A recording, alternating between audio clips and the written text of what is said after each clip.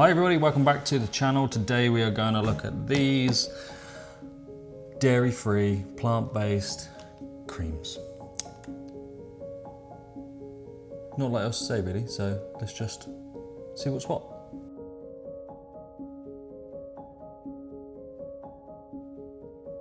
So the in-laws are over from the UK. One of them is dairy-free.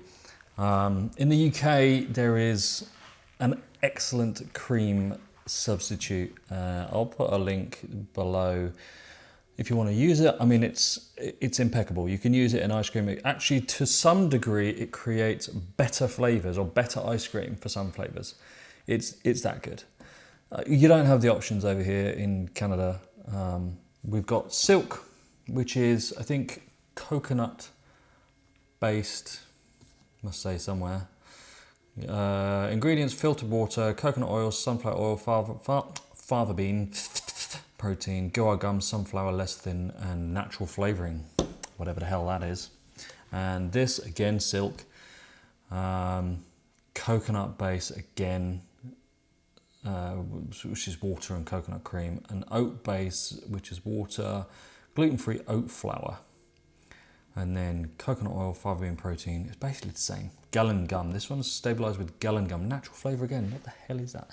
I don't really like using coconut flavored stuff. If I want to make coconut ice cream, I'll make coconut ice cream. Hold on.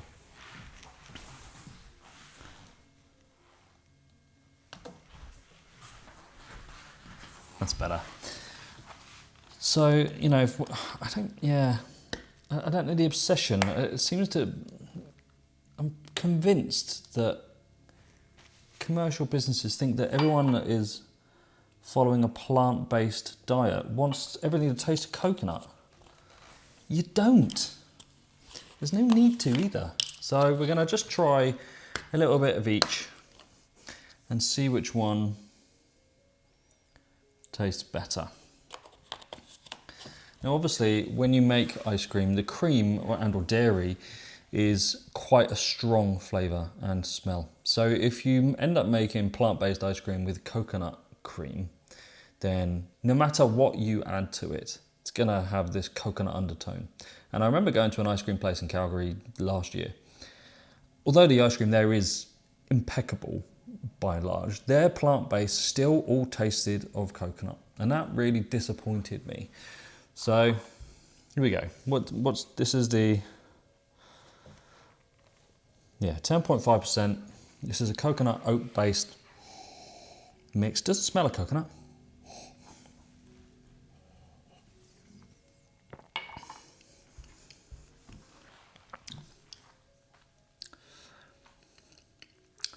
Very slight taste of coconut, very slight.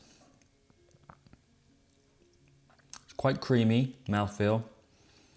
Lingers quite a bit. You can tell it's stabilized, but not too bad. 10.5% fat. That's going to be an ice cream recipe that is going to be a bit different. Here we go.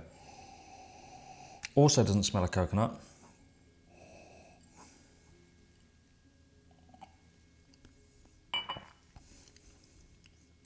Oh.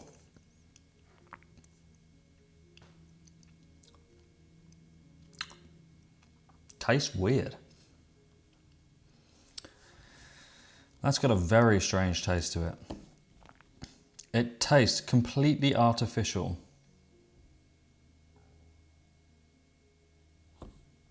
Yeah. Blech. Right. I'm going to go with this one. So we're going to make a plant-based chocolate midnight cookies. Now, I know it's chocolate again, and I apologise. I don't apologise, actually. It's my favourite flavour. But I made my mother-in-law this ice cream last year. It was one of our retail flavours back in England. And chocolate midnight cookies is a Häagen Dazs history flavour. Amazing ice cream. They stopped selling it. I don't know why. It is a chocolate ice cream with cookie pieces. So it's like the outside of Oreos and a chocolate fudge swirl, and it had a lot of it in it. So that's what we're going to create in dairy-free, plant-based, vegan, whatever you want to call it. That's what we're doing. So let's get on with it. Right, what do we need? Obviously we've got this, we've got our scales, got a pan, got those, got a spoon. We need some cocoa powder, sugar, dextrose. Cocoa powder, we're gonna go with Ghirardelli, there you go. Ugh. Dextrose, yes. Normal sugar. It's because I bought myself some new slippers. Do you want to see? Slippers. Not affiliated. I'm an idiot. Right, here we go. So, I've calculated this on ice cream calculator. Plant-based ice creams are difficult on ice cream calculators because the ingredients are different everywhere for whatever it is that you're buying. So you have to kind of look at it a bit more loosely. Obviously fat is still fat regardless of where it comes from. The sugar is sugar, the dextrose is just, you know, another type of sugar, and the cocoa powder is fine. What you're going to struggle with is your milk solids non-fat part of an ice cream recipe, and that is obviously because it's plant-based. So you have to kind of look at the solids area for vegan recipes. Solids can be quite difficult to get. You've got things like inulin, which I can't use, doesn't agree with me. A lot of people can't eat it. Most people, a lot of people. I think most people can.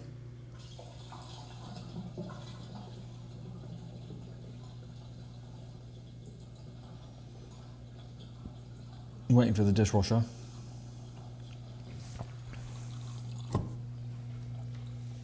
It'll stop in a minute. I think most people can stomach inulin, but if you have too much, you're going to know it. So I just don't use it. I'd rather not. So solids has to come from somewhere, and this is why things like oat flour, tapioca starch, that kind of thing come into play. We're quite lucky here with chocolate-based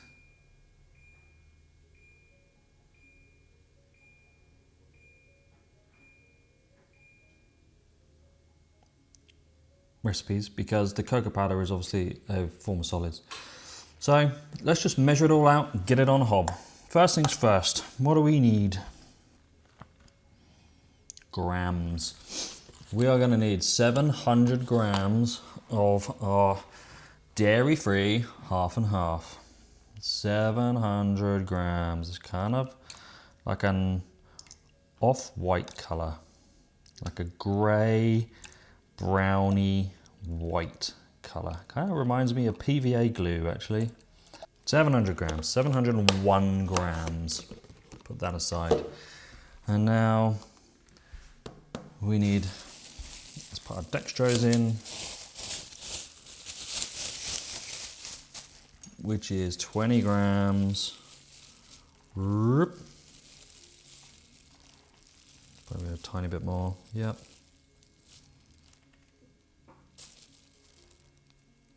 Yep, 20 grams of dextrose. It would be nice to get a tripod so I don't have to keep bending over, getting old, back hurts. 190 grams of sugar.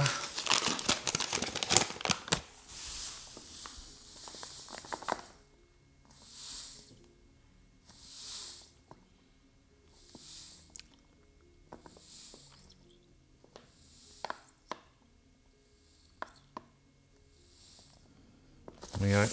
Always makes me laugh when you go online and people say healthy ice cream, low fat. Yeah, it's loaded with sugar. It's one or the other. If it's low sugar and low fat, you got a problem. And 65 grams of cocoa powder. 65 G's. Let's see where we get.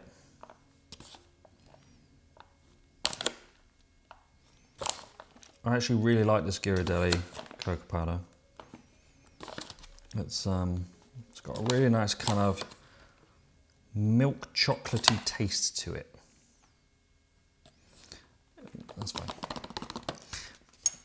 Back in the UK, I used to use Calabo cocoa powder, which is excellent. I can't get it over here. Right, that's everything. Let's warm it up on hob. So we're not putting stabilizers per se in this right this second.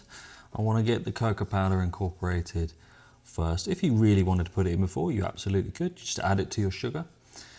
But there's stabilizers already in this milk. What did I say it was? Gallon gum. I think I said it was gallon gum. So let's just see what the viscosity is like. And that's really a great indication for how stabilized your ice cream is going to be. If the viscosity is about right, the chances are your ice cream result will be about right. If your ice cream is very, very thin, it's too much water, too much free water. Anyway, let's get this mixed up. Okay, we're at about 55 degrees. We don't need to go mad with this. We're just trying to dissolve the ingredients. I didn't want to do this cold process because I wanted to try and reactivate the stabilizer in the cream. Viscosity looks quite good, so I'm not going to add any other stabilizers. I'm just going to try it, see what happens. Let's get it in a bowl.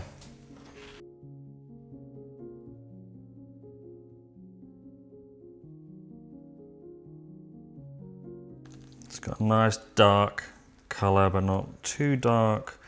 Texture, consistency, so far looks okay. Right, let's pop this in the fridge and then I'll do some cleanup and we'll make the fudge swirl. All the ingredients for this stuff is below, by the way, in the description. So 50 grams of sugar, 50 grams of chocolate at 80%, cocoa powder 10 grams, 50 grams of plant-based milk or cream, 15 grams of corn syrup or golden syrup, 15 grams of coconut oil, 3 grams of vanilla extractio. All right, let's get everything ready.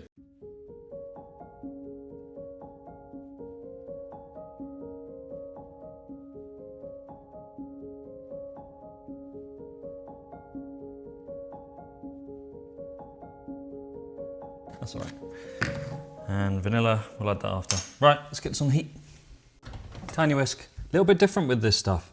What you actually want to boil this, you want to get it hot. You'll want the fats to emulsify with the cocoa powder. You want the chocolate to melt, but it's about the sugars. It's about turning those invert sugars into a more stable mix. Just don't go too mad until you're, boiling it with an inch of its life. Just get it up to that stage. There we go. With all the chocolate has melted, all the sugar's dissolved.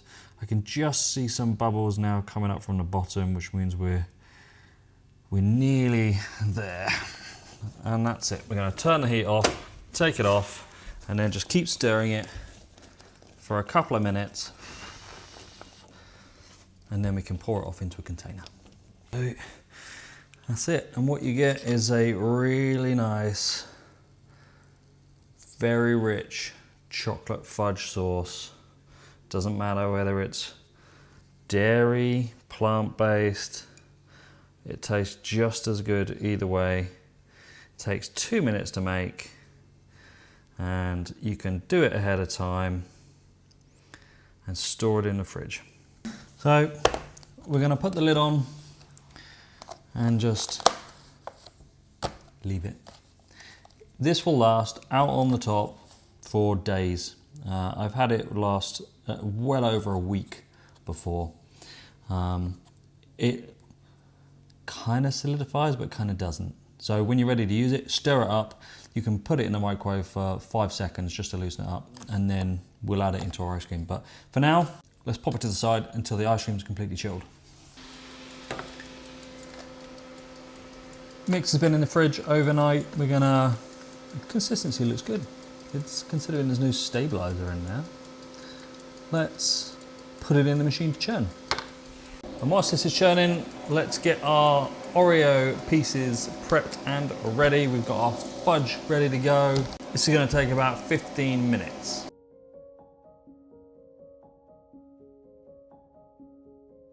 That's it. Now we're just literally going to wait for the ice cream to churn and then we'll load it all the tubs. Right, we've got the cookies in there now. We're going to leave some because in the original chocolate midnight cookies, they had some really big pieces and we don't want all of the cookie to be decimated by the machine. So we're going to leave some to fold in at the end. Okay, we've turned the chiller part of our machine off. We're gonna give this just a minute to churn. We're gonna take this out just a minute or so earlier than normal because I wanna make sure that it's soft enough to fold the cookies in and the fudge all together. If you take it out at the normal kind of texture, so you know, a good soft serve consistency, sometimes you don't get the ability to fold all your other ingredients in properly.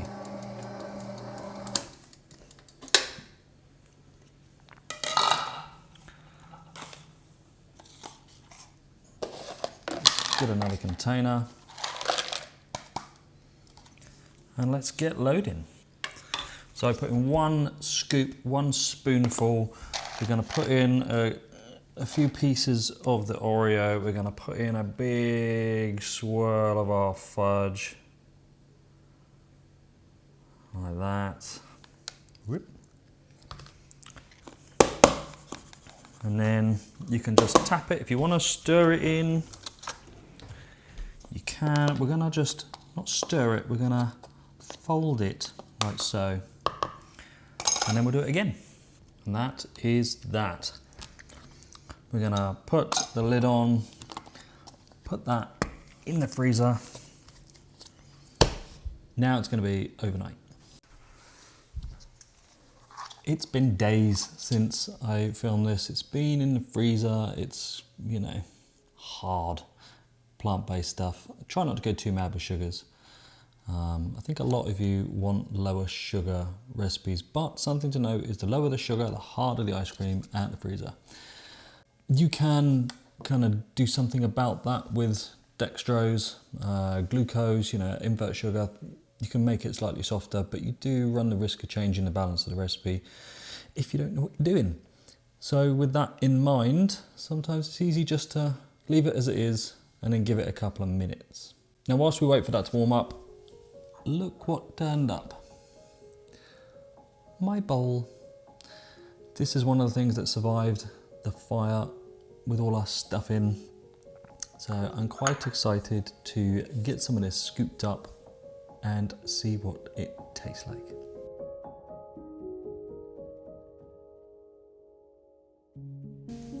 Scooped quite nicely, didn't have to wait long, only a minute or so. Being plant-based, you've got to be careful with ingredients because the ice cream calculators don't really work for plant-based stuff. So you kind of got to wing it a little bit. You got to understand the effects of the solids, how to calculate solids in ingredients that the calculators don't like to use. You've got to know about the sugars, you've got to know about your protein content, all this kind of stuff.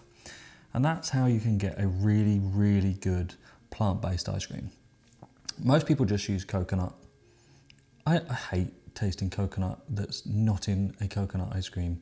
You know, if you've got a chocolate ice cream, you don't always want it to taste of coconut. So let's see what this tastes like.